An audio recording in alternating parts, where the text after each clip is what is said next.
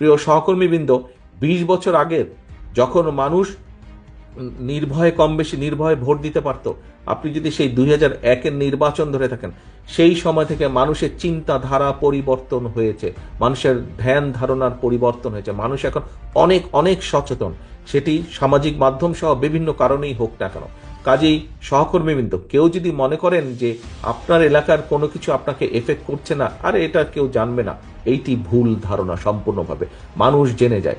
কাজেই আমরা যদি কেউ কোনো বিগত 3-4 মাসে ভুল করেও থাকি, আপনার আশেপাশের নেতাকর্মীরা যদি কেউ ভুল করে থাকে, প্রিয় সহকর্মীবৃন্দ, একজন নেতা হিসাবে আপনার এটি অবশ্যই অবশ্যই দায়িত্ব তাদেরকে সঠিক পথে নিয়ে আসা, তাদেরকে সচেতন করা, তাদেরকে সতর্ক রাখা।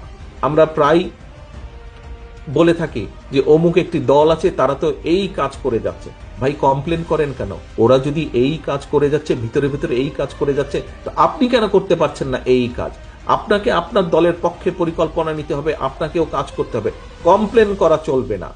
তারা যদি ভিতরে ভিতরে কাজ করে, তারা যদি মহিলাদের ভিতরে কাজ করে, তারা যদি ছাত্রছাত্রীদের ভিতরে কাজ করে, তারা যদি সমাজের বিভিন্ন মানুষের ভিতরে কাজ করে, তাহলে আপনাদেরকে আপনার দলের পক্ষ থেকে পরিকল্পনা নিতে হবে। আপনাকে তো কেউ আটকে রাখছে না।